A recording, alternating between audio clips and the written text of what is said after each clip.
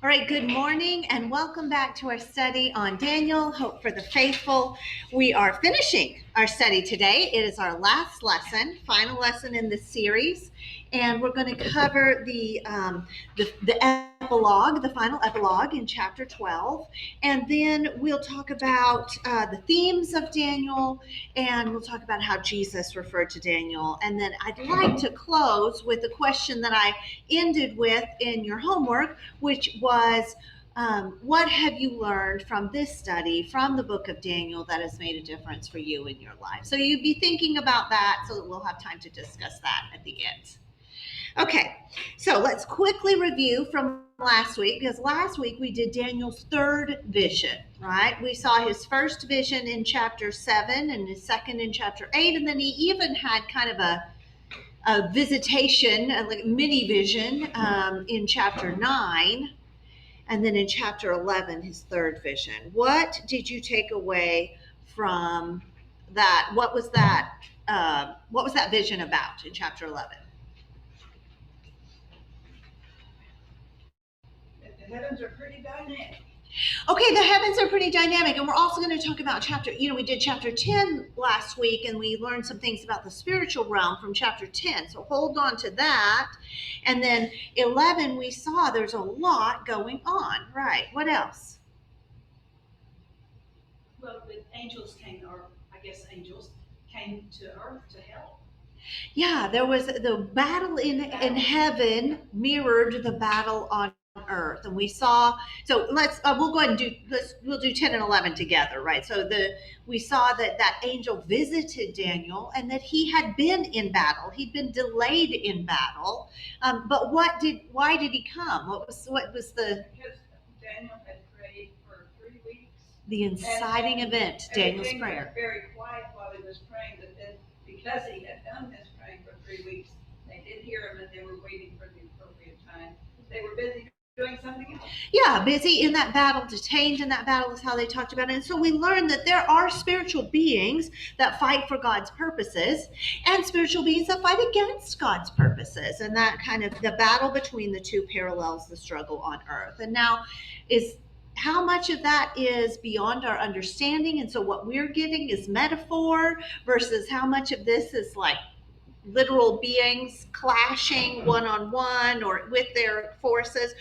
We're not sure. But what we learn from the New Testament is that it is real and it is relevant to us, because Paul says our struggle is not against flesh and blood, but against the rulers, the authorities, the powers of this dark world, and the spiritual forces of evil in the heavenly realm.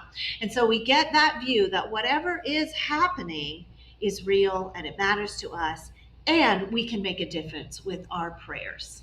So Mary. If we think that evil forces are active in the world, which of course they are, then do we correspondingly think that good forces, angels, are still active in the world? What do y'all think? Sure. Yes, I think so. There were protectors for these nations in this story in Daniel.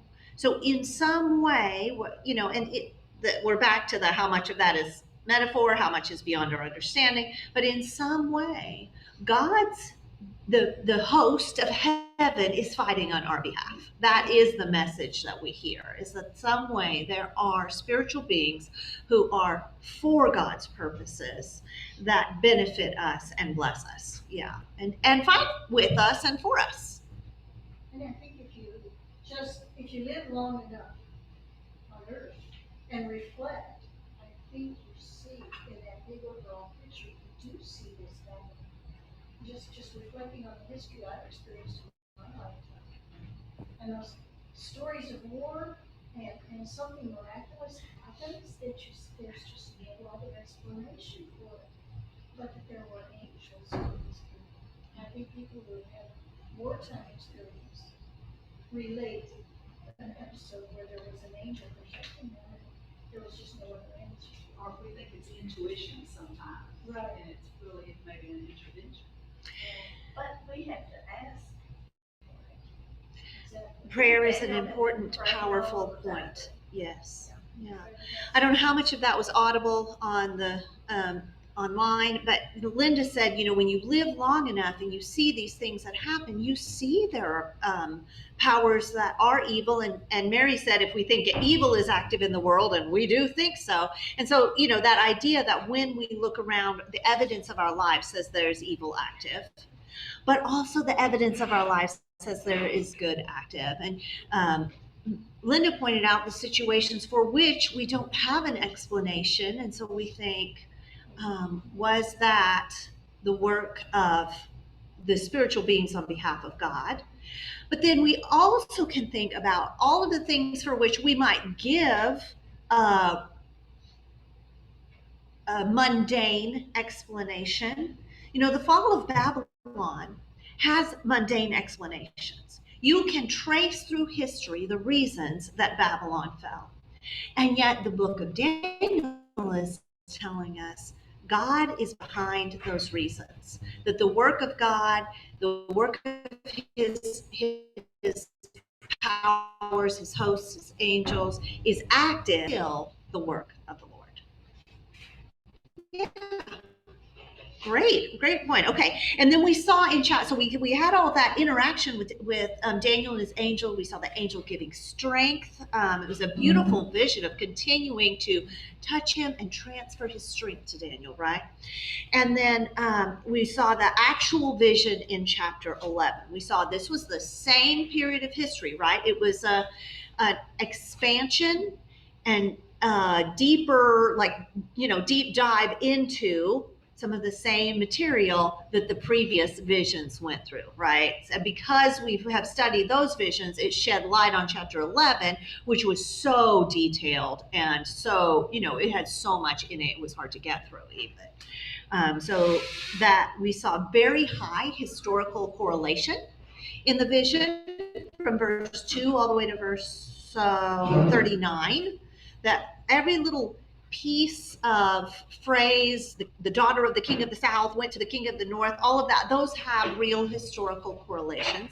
And then we saw some departure from that beginning in verse 40 into a stylized or imagined version of the death of Antiochus. So the death of Antiochus does not follow those details, but it does occur at God's direction and in God's sovereignty, right? So we have that vision of the end of Antiochus, and then it moved us into material that seems to be more about the end of all evil powers, in addition to the end of Antiochus as an evil power, right? And so the biblical authors do this. This fits very well with the whole biblical story, wherein the prophets, remember that the history from Joshua through the Kings is written by the prophets. This is a prophetic view of history. It's a view that understands that all creation is affected by evil and humanity needs rescue. And it's telling that story beginning to end, right? And it's always looking back at the corruption of humans exalting themselves to the place of God, right? We talked about the Tower of Babylon as kind of the precursor to the kingdom of Babylon and how those echo each other. And all of the history of the Bible is echoing that. Think about the power of Egypt. This is an evil regime that exalts itself to the place of God, and Pharaoh exalts himself to the place of God, and God comes in rescue, right? And so the prophets are always looking back to the problem, to those rescues of God, and looking forward to God coming again in rescue. You ready to go, girl? Let's go. And even coming go bye-bye? to set.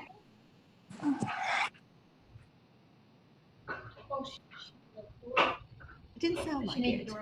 I don't know. And God coming in rescue, completely setting everything right at the end of all things, right? It's always one is always an echo of another. Whenever God comes in rescue to take down Babylon, that is a pattern of God taking down all evil, which will happen in the end, right? We see that pattern repeated across history. Okay, so let's read the final section. This we're going to go, someone read chapter 12, verses 5 through 14. This is an epilogue for this last vision, right? We saw the prologue where Daniel and the angel are conversing in chapter 10, the vision in 11, it goes through 12:4, and then now this is an epilogue for the final vision, but it's also an epilogue for the whole book, isn't it? It gives us, we're going to look at the themes, how the themes of Daniel are reflected in this section. Who's got that reading? Then I, Daniel, looked, and behold, two others were standing, one on the bank of the river, the other on that bank of the river, on this bank of the river, that bank of the river. And one said to the man dressed in linen, who was above the waters of the river, how long will it be until the end of these wonders? And I heard the man dressed in linen, who was above the waters of the river, as he raised his right hand and his left toward heaven, and swore by him who lives forever that it would be for a time, times, and half a time. And as soon as they finished shattering the power of the holy people, all these events will be completed. As for me, I heard but could not understand. So I said, my Lord, what will be the outcome of these events? And he said, go your way, Daniel, for then many will be purged, purified, and refined, but the wicked will act wickedly, and none of the wicked will understand, but those who have insight will understand. And from the time that the regular sacrifice is abolished, and the abomination of desolation is set up, there will be 1,290 days. How blessed is he who keeps waiting and attains to the 1,335 days. But as for you, go your way to the end, then you will enter into rest and rise again for your balloted portion at the end of the age. Thank you. We can put that back where it goes. Sounds like the end time to me. Yeah, it does. It sounds like both the end of Antiochus and the end time, because this is what we do. When the biblical writer looks at God's rescue, he's always thinking also God's ultimate rescue, right? They're always they're overlaid like transparencies. It's kind of the way that they're talked about. That's why in the prophets, you're like, well, that sounds like the start of the exile, but then this other stuff sounds like something more, right? That's what's going on. They're overlaid. We look at them as parallel events. God's rescue, God's reckoning. Right. Okay. So let's go back to verse 5. Who does Daniel see? Jesus. Okay. Why do you say Jesus? He's clothed in linen. Okay.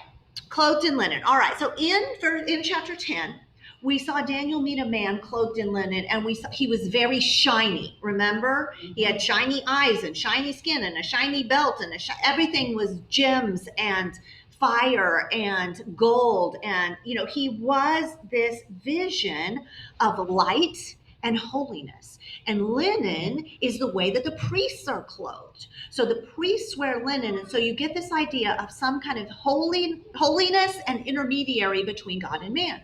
But when this person comes and continues the conversation with Daniel, he appears to be an angel, right? Rather than a manifestation of the second person of the Trinity, before he had a human body, we get kind of this view of an angel. And yet, it's both, right? Because when we see the scene in Revelation, where we meet Jesus in Revelation, he's described with all of these same, like it pulls on these phrases and uses those to describe sent from God, holy, shining, a vision of light, right? And so the reason we think of Jesus is because Jesus is kind of,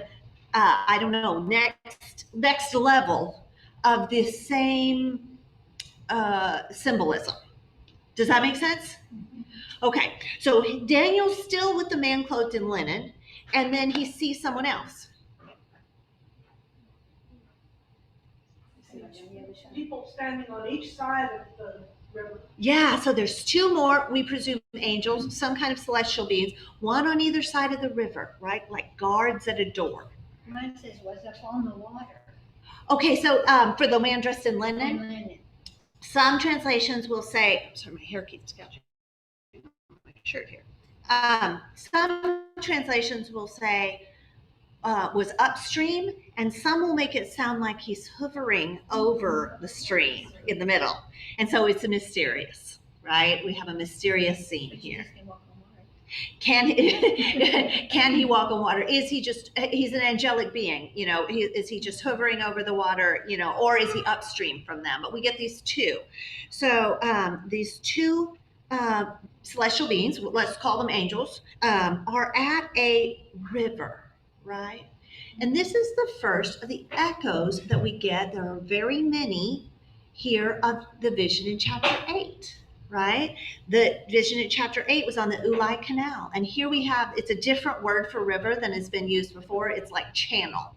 So it's similar to by the Ulai Canal. And the author has been very diligent in doing this, right? We have seen this over and over where he's weaving the pieces of the book together. Each vision, each little element seems to pull on some elements that have come before in Daniel, don't they? Remember, chapter 7 echoed chapter 2.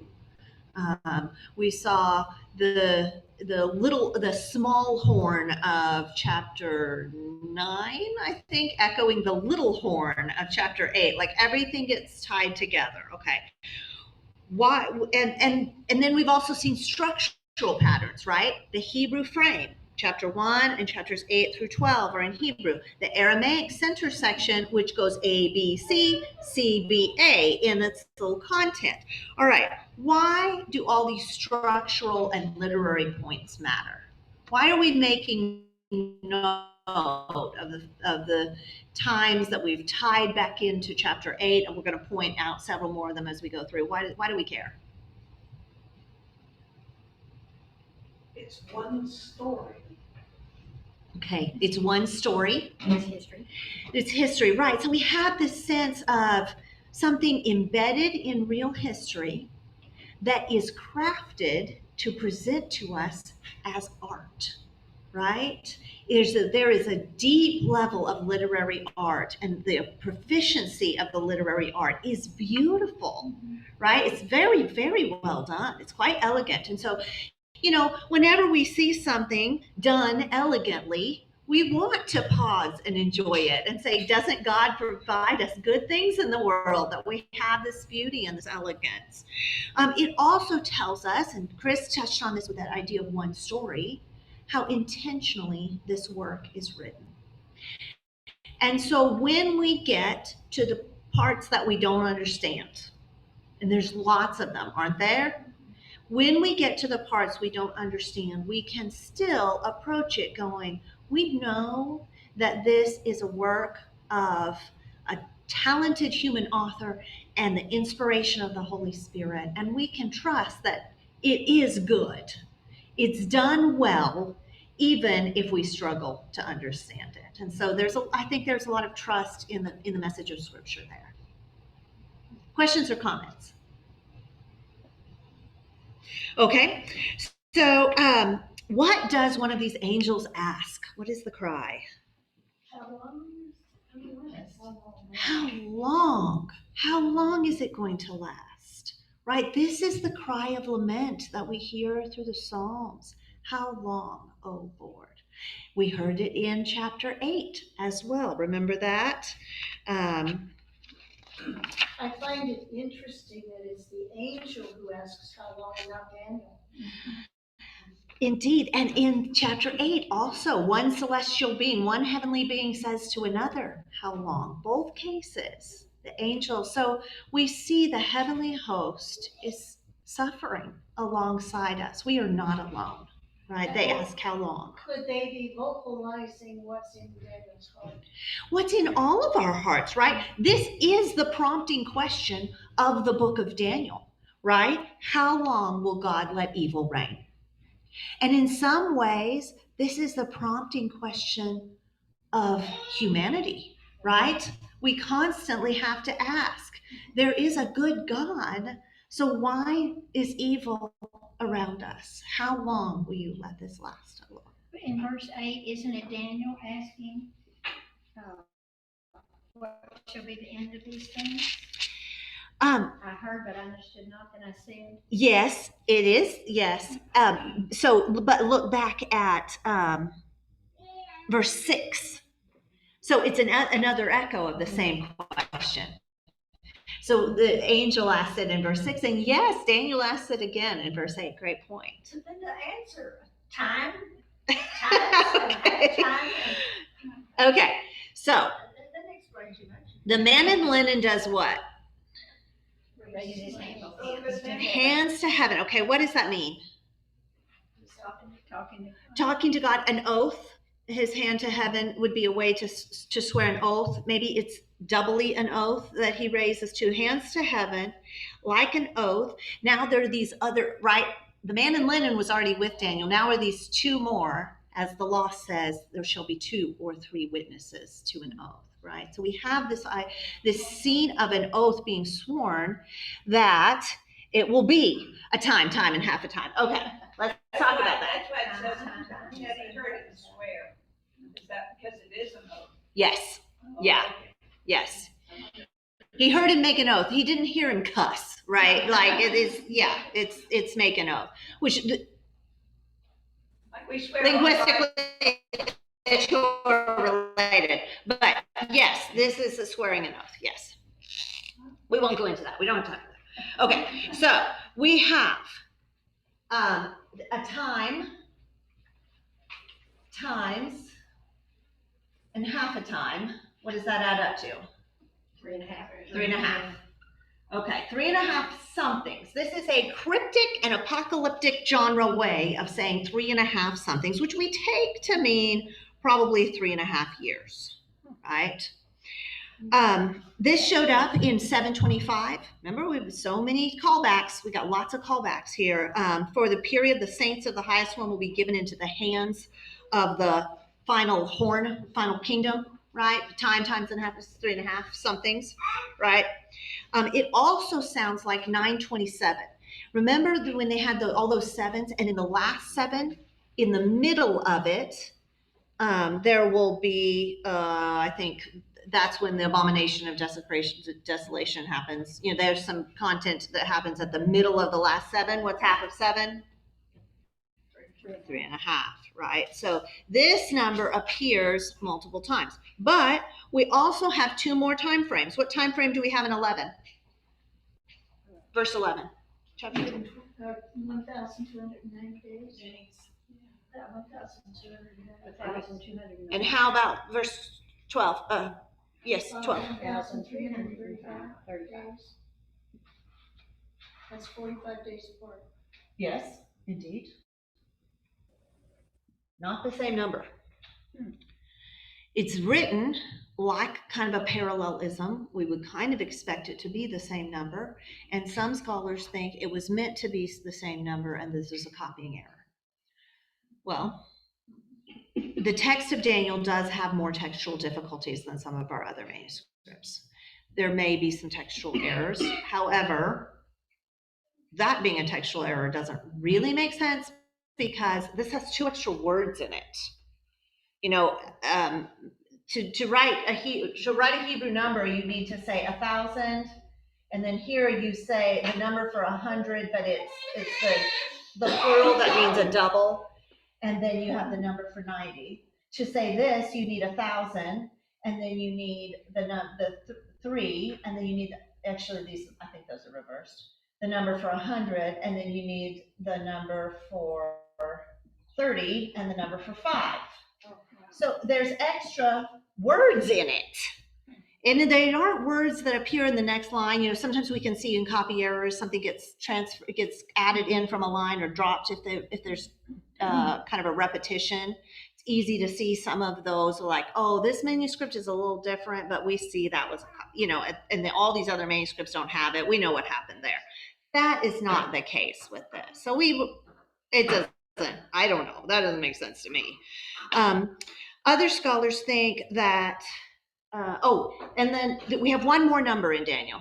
What was the other number that showed up in chapter 8? 8:14. 2,300. Okay, 2,300, but it's mornings and evenings, and those might be sacrifices. So what's half of that? 1,000. 150. 150. Thank you. Okay.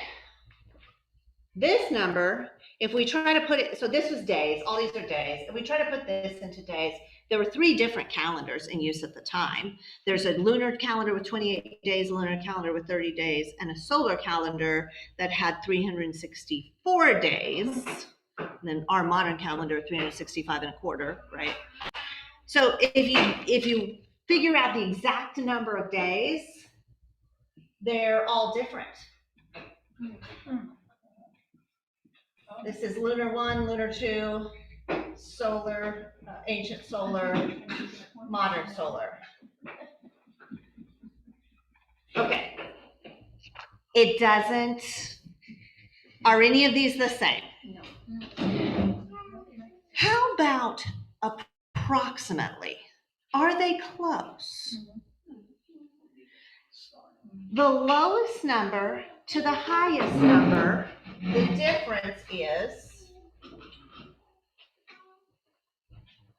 185 days. When you are talking about the sweep of history, 185 days is not that much. It's about half a year. Right? So I think some scholars think that if you look at those last verses of chapter 12, some scholars think that 1,290 days from the assassination of Onias III, remember the real priest, and they had the bribing priest battle, and the real priest got assassinated. From that assassination, so some people think that when that number came and went, someone went back in and added a new number. And when that number came and went, they said, well, till the end. You can see that progression if you read those passages that way. That doesn't make any sense to me because they could have just fixed it. They could have changed it. The authors of this book had the ability to do some edits, and that's not how they chose to do it. The book is very carefully crafted, is it not? And so what I think we're seeing, remember the 70s? Remember how Jeremiah in one place, Jeremiah in another place, Ezekiel and the chronicler, no, it wasn't Ezekiel, it was Zechariah, I think. Let's look, let's get that right. I know y'all care so much to get that right. No, I don't have that written down. Oh, yes, it is Zechariah.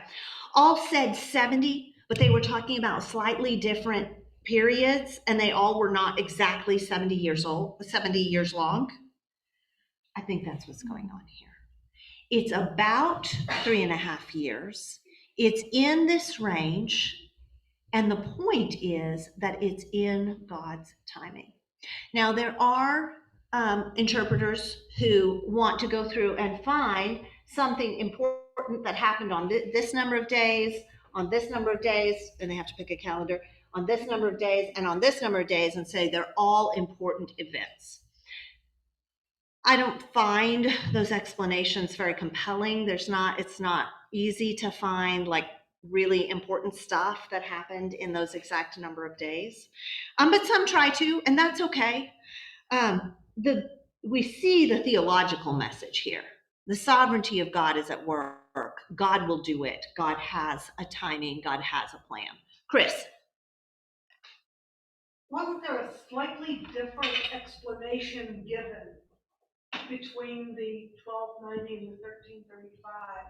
One of them was when this particular thing happened, and the other was when the end of the sacrifices and when Yeah, the abomination that causes desolation is set up. There will be 1,290 days. Blessed is the one who waits for and reaches the end of 1,330. So yes, they could be talking about slightly different time periods. We can also think about a day is as 1,000 years with God. But you think about, like, God bothers to bring a prophecy, and he talks about days, and he did set up the sun to orbit, the moon, the earth to orbit the sun to create a day. And so yes, like there's some flexibility here, but on the other hand, we do, this is a revelation. We expect that God is sharing some information. And I think either we just don't understand. There's maybe significance to this. One of my commentaries said, two perplexing calculations, it was talking about those two, that must have made sense to the original readers of the book, but have thoroughly confounded modern interpreters, right? So maybe these have symbolic meaning. Maybe, there may be something in there. We can definitely pull the theological point, is that God is making it right, and he's making it right in his timing. Yeah. Okay, so given that God is making it right in his timing, I think we have two of our themes from Daniel, right? Anyone, what themes are we talking about? God brings... Kings and kingdoms will come and go. Yeah, God brings up and he takes down, right? Kings and kingdoms.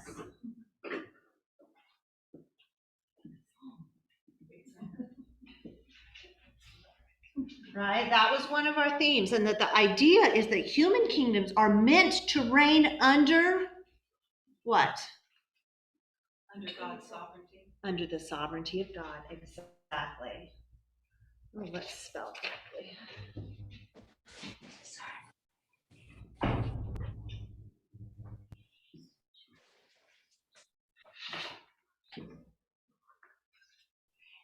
And when they don't, God will make it right in the end, right? That's the meaning that we're pulling out of these two themes. We see it reflected here. Verse 8, what is Daniel's reaction? He didn't understand it. He didn't understand. Don't you feel better? Right? Like, Daniel's been given a lot of understanding. In verse 10:1, like when we start this 3-chapter, third vision, it says that the understanding of the message came to him.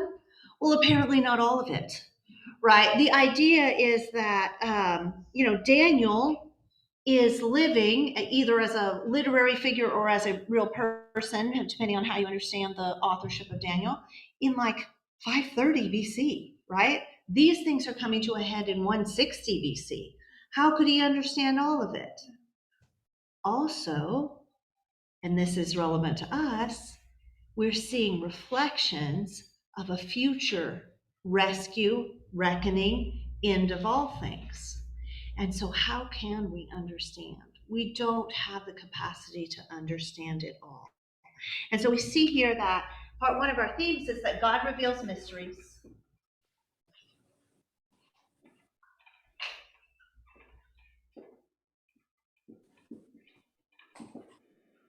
And yet we know that mysteries remain. Right?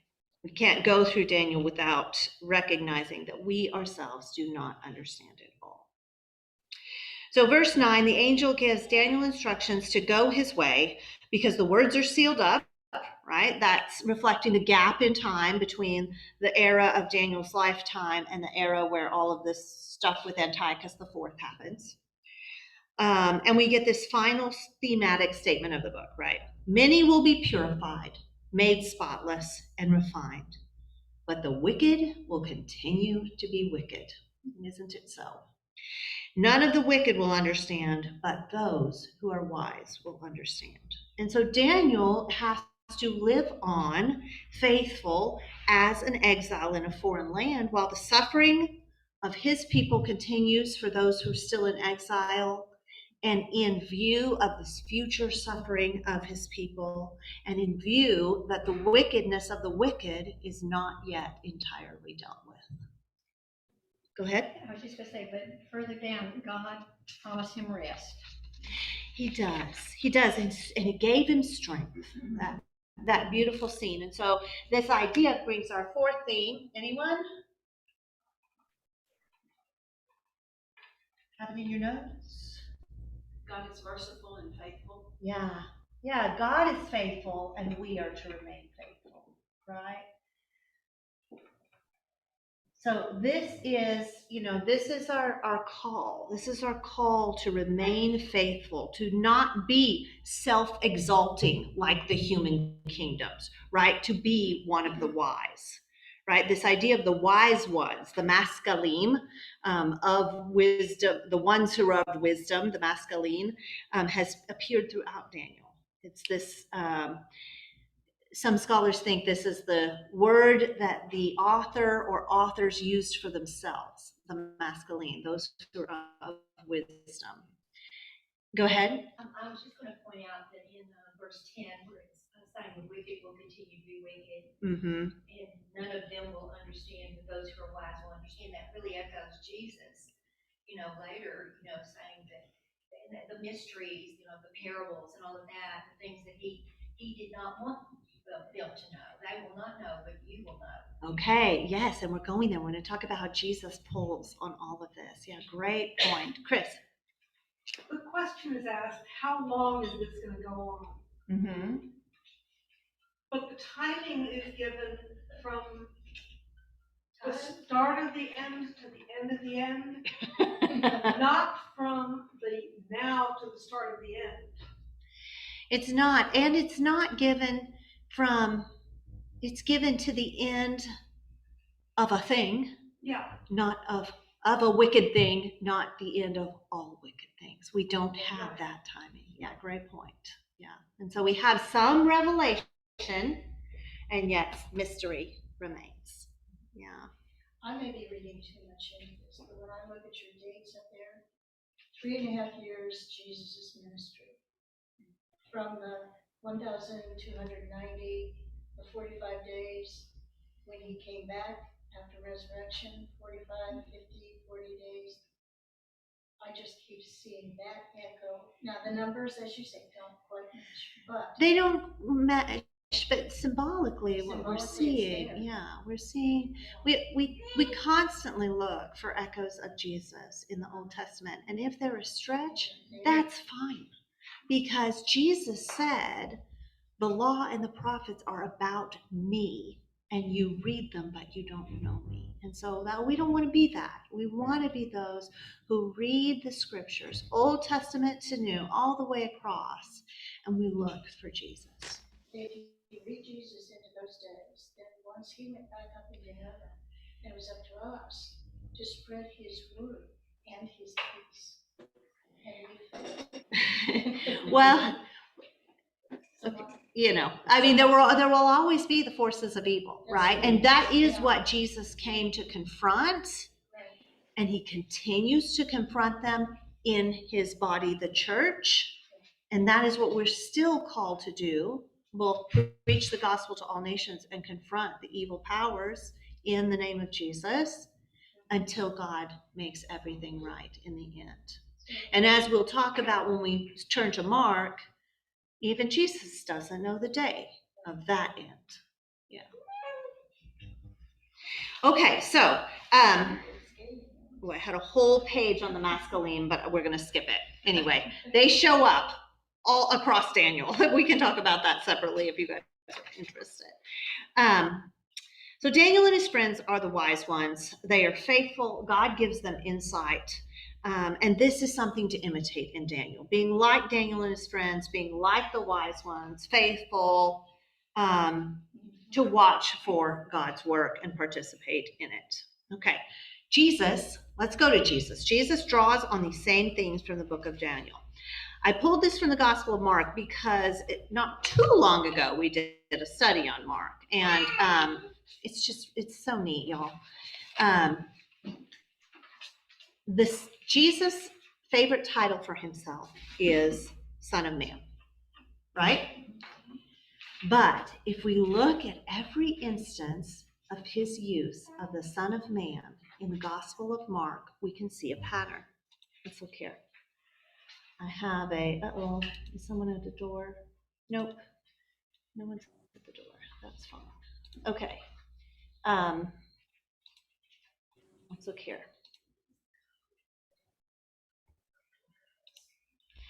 Okay, so when we look at the way that Jesus has used this title, he is not using it as a nickname. He's not using it for word variation. It shows up in key passages. The first is when Jesus heals the paralytic let down through the roof. He makes a point of his authority to what? Forgive sins. He has authority to forgive sins. He says that you may know the Son of Man has authority on earth to forgive sins. It's a point of authority that he uses the word Son of Man. Then when they walk through the grain fields and they're on this, and they pick the grain heads and eat them on the Sabbath. He says the Lord of Man, the Son of Man is Lord of the Sabbath. Authority again. Then at his first prediction of the Passion. Okay, so it's been a while since we studied Mark, but you remember the journey to Jerusalem is sort of structured around 3 predictions of Jesus of the Passion. She predicts his death 3 times. And the first is right after Peter's great confession. You are the Christ, you're the Messiah, you're the one who was promised the anointed king. And Jesus says, don't tell. And then he begins to teach them that the Son of Man must suffer and be rejected by the chief priests and the leaders and those in authority and be killed and rise again, right? So all 3 of these predictions of the Passion have a use of Son of Man, as does the wrap up of the Transfiguration. Then it shows up again when he says he came to give his life as a ransom for many. He uses the Son of Man when he says, this is my purpose, to give my life as a ransom for many. In the last discourse, Mark 13, which I had on your reading assignment, when he talks about, then they will see the Son of Man coming in the clouds, right? It's a pull on Daniel, isn't it? And at the Last Supper, as he predicts his betrayal, and in the Garden of Gethsemane, he says, it's time for the Son of Man to go meet his betrayer. And then he says it to the high priest at his trial. These are key moments, aren't they? This is the story of Jesus's identity and authority, which is the main story of Mark. Who is Jesus and what is his authority, right? Why does the Son of Man title get paired with these passages of Jesus' identity and authority?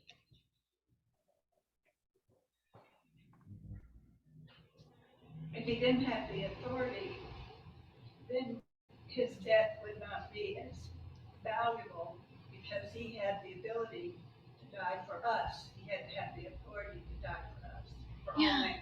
Okay, yeah. Let's also think about, I like that. Let's also think about the Son of Man passage in Daniel. What happens in chapter 7, verses 13 and 14, right?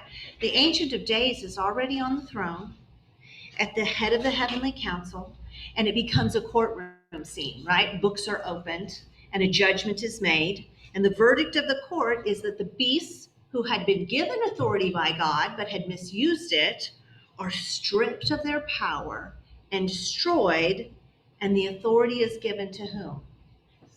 Jesus, who enters one like a Son of Man, one like a human person, and all the authority is given to him. He's given everlasting dominion, and people worship him. This is a passage of identity and authority. Jesus, the Son of Man in this passage, he's not named Jesus here. The Son of Man is worshipped. Who are we allowed to worship? God. Anyone else? Hear, O Israel, you shall have no other gods before me, right? Only God can be worshipped. So this tells us that this one, like a Son of Man who receives worship at the throne of the Ancient of Days, is God, right? And he's given dominion. He's made king. He has the authority, right? This is a passage that says, big flashing lights to a Jewish mind, God and king. It'd be for me familiar It's with this everlasting. language. Very familiar with this line. Everlasting. Yeah, only God is everlasting, right? Very familiar. So that when Jesus calls himself the Son of Man, if we hear what they would have heard, we hear a huge claim. He is both a human person and he is God and King. Wow. So understanding the scene in Daniel and its significance tells us how much Jesus was saying about himself. And Well, I was just wondering about, is that also synonymous with Messiah? okay, so the word Messiah means anointed. The Greek translation is Christ, and then they just pull it and transliterate it into English, and we have the word Christ. So yes, Christ, Messiah, anointed.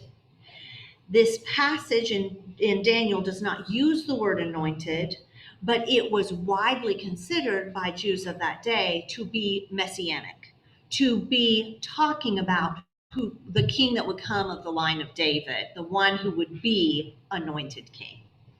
Yeah, but it doesn't use the word. Okay, if we go back to Mark 28 or Mark 8, if you turned away from there, go back there. Jesus says, you're the Christ, you're the Messiah. And then Jesus says, the Son of Man, big flashing lights, God and King, must suffer and die. And so Jesus is doing something new, right? He takes all the connotation that came from the passage in Daniel, this passage of triumph and victory, and he says, this is going to be paired, the power of this is going to be paired with humility, right? Rule and suffering are going to go together. He's coming on the clouds in glory in the midst of the suffering of the holy people. He himself will suffer. The Son of Man is triumph and victory, but Jesus says the triumph will be in suffering and the victory will happen in death. And so he's telling them something old and something new by using this passage from Daniel to tell them what the Messiah is really going to be like. And when we move to Mark 13, this is known as the last discourse. Oh, I'm running out of time. We need to know Jesus has this whole section in Mark 13. Jesus has been preaching that the old order is finished, right? He's been preaching against the temple and the temple authorities. He's been saying the leaders of Israel have failed Israel and their time is done, right? The era of the temple is over. It's going to wither like a fig tree that doesn't bear any fruit, right? That Jesus uses that as like a prophetic, what do you call that when you're a teacher and you bring in a prop? Anyway, he uses it as a prop for like his prophetic prophet style parable. There's a word for that, y'all. Y'all were teachers. Gender. That was not what I was thinking of. Okay, so Jesus uses the fig tree to say, the old order is finished. The temple era is finished. The era of the temple leaders is finished. And so in verse 13:1, when the disciples go, isn't the temple awesome? You go, were you listening? But maybe what they're doing is resisting, right? This is not an easy message to hear. They're hearing that the old order is finished and it's the order they know and that they care about. They want that order to be fixed, not finished. And Jesus says, no, it's finished. We are doing a new thing. And that's why Jesus responds to, aren't these stones great? With, not one will be left on another, right? He's not just being a killjoy. This is the message. There's a change in regime. The old kingdom is being brought down and a new kingdom is rising, but it's a different sort of kingdom. It's a spiritual kingdom and it's one that you participate in a spiritual way, right? So God is bringing another of these reckonings like we see in Daniel in a different way that is going to lead to the reckoning at the end of all things, right? Look at this passage in chapter 13. It's so interesting because beginning, middle, and end, Jesus says, Don't be fooled, right? He says it 3 times. He says it in 5 through 8. Watch out that no one deceives you. Many will come in my name claiming. He says it in, let's see, where is this? 21 and 22. Don't be taken in by false messiahs. And then at the end in 32, no one knows the day or the hour, not even the angels in heaven. So this passage is like bracketed plus a little point in the middle with no one knows, don't be fooled. And so that's one reason why I find that it's not the meaning meant out of Daniel to try and use it to predict like what's going to happen next, what are the end times, when is Jesus coming back, like, that's not what apocalyptic literature did. It always told some near future event, predictions of a near future event in language and with reflections of the final event that would deal with evil for all time, right? A near reckoning told with reflections of the final reckoning. It gave them directions, watch and pray. Watch and pray. That is the message that comes out of it. Don't be fooled, but watch and pray, right? And in this, and then in the middle, we look at like verse 9, you must be on your guard. That's that same message. You'll be handed over to councils, flogged in the synagogue, stand before governors, arrested and brought to trial. All these things happened when Jerusalem fell at the hand of the Romans in AD 70. But in some ways, they continue to happen, right? Not these people, but Christians all over the world are still martyred. Martyrdom is still active, and people are brought to trial, and they have to answer for themselves. And brother betrays brother. And so these things happened in the lead up to AD 70, but they continue to happen, right? They are a pattern of what happens until God completes putting all things under the feet of Jesus. Questions or comments on that? Jesus uses the story of Daniel, which is the same kind of story, to tell this story, right? That's why he ends with, at that time, verse 26, men will see Son of Man coming in clouds with great power and glory, and he will send his angels and gather the elect from the 4 winds, from the ends of the earth to the ends of the heavens, right? So this is a story that looks back to Daniel. It looks from Jesus's time forward to AD 70. That's back on our timeline, right? And it looks forward to the final, to the end of all things. We will get these stories and stories like them over and over until that end is complete. All right, and so Jesus is pulling on all of this to tell us these same things, that God has a plan, that he reveals mysteries, but mystery remains. And so be faithful, watch, and pray. What have you been thinking about out of our study of Daniel? I have found that the story of Daniel has given me comfort the last 45 days of what's happening in our world. I just keep reflecting on that and settle into the peace that God is in control. Yeah. As we, that Jesus uses the phrase in this passage, wars and rumors of wars. And as we experience wars in other part of the world, rumors of war that could affect, closer to home, famines, earthquakes, these things continue to happen, but we know that God is righteous, God is sovereign, and God brings good in the end. Yeah, it is comforting. Chris? Well, the expression is on earth as it is in heaven. And we know that, we're fighting battles here, but we know who's winning the battle in heaven. Yeah. And we want, the prayer is that these 2 victories align. Yes.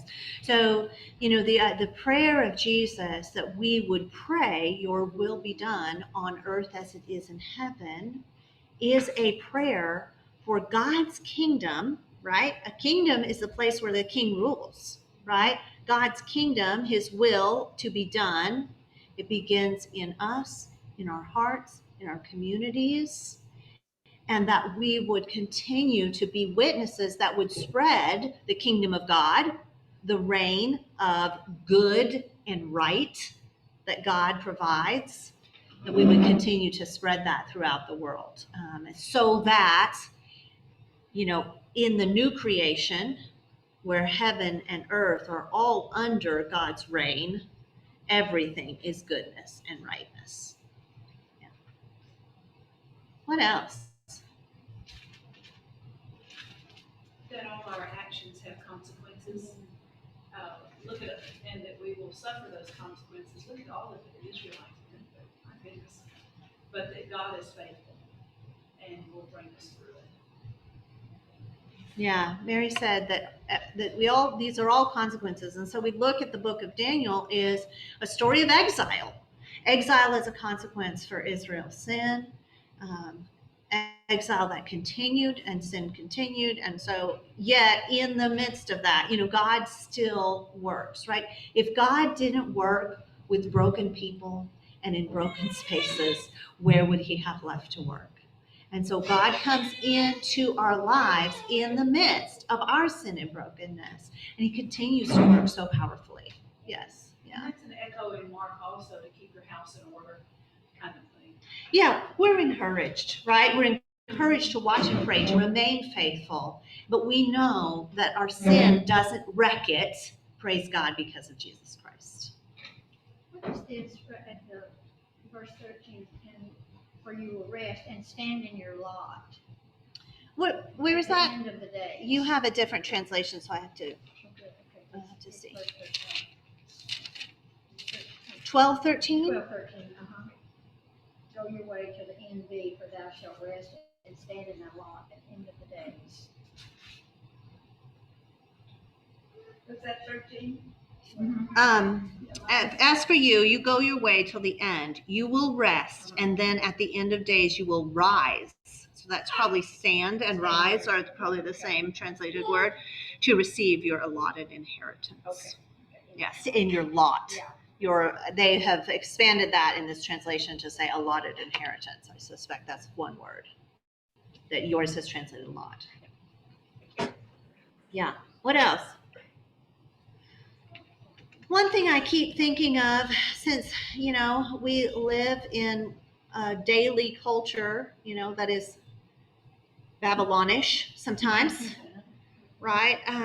Is that we are citizens of the New Jerusalem, citizens of heaven, and just watching how Daniel and his friends were not worried about the cultural elements, trying to keep them, right? And sometimes at church, I think we have such a specific culture that we're used to, and we associated that with all that's right and good, but it's really just our culture, right? And they were so able, under duress certainly, but they were able to shed those elements that didn't matter and cling to the elements that centered God and His power and their faithfulness to Him. And that's compelling to me.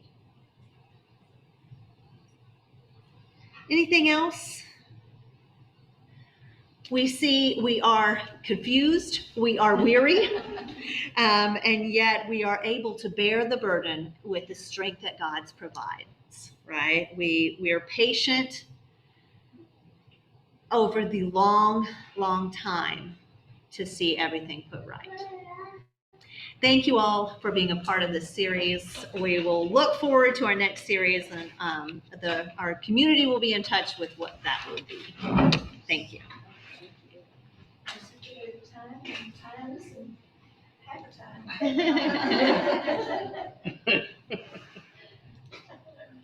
Thank you. Do you have announcements? Yes. Okay, I'll wait. Thank you, Deanna. This has been a wonderful semester. Any announcements? I know we have a planning session next week. It'll be on Zoom. So everybody, we need your attendance, insights, and if anybody wants to be class chair. Two of you would like to be class chair. And the session will be in person also. Yeah. Yeah, in person and on Zoom, sorry. We'll be here in person and we'll have a, And it starts at 10, right? Not 10:30. Any other announcements? Let's start next week. next week is a planning session, 10 a.m. For what we're gonna do? In person plus Zoom. Sorry, I wasn't paying. Well, and I'm gonna say just thank you for people who attend, both on Zoom and in person, because a teacher can't teach unless there are students there. But we all recognize that we have a pretty awesome teacher. Oh. And your ability to come up with every week is pretty awesome. We have a small thank you to you for all that you do. And there are other people that do wonderful things for us, and Sandy's going to share some of those. She has little hidden flowers back there. Linda, we have this for you. For Linda. Our thanks and appreciation for keeping us posted week after week after week. Linda's peanut butter. Thank you so much. It's totally unexpected. Not true. And Heather. Yeah, no. Oh, and also Linda for taking over the soft touch pillow process. And then Janelle, this is for you with our thanks for always making everything look beautiful. And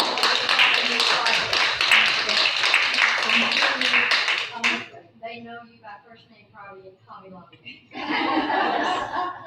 That's not all. This One more. One more. This one I had to hide.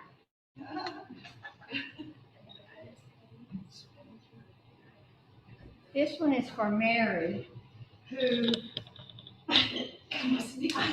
always keeps us going, regardless. And if you want a master list maker, here it is.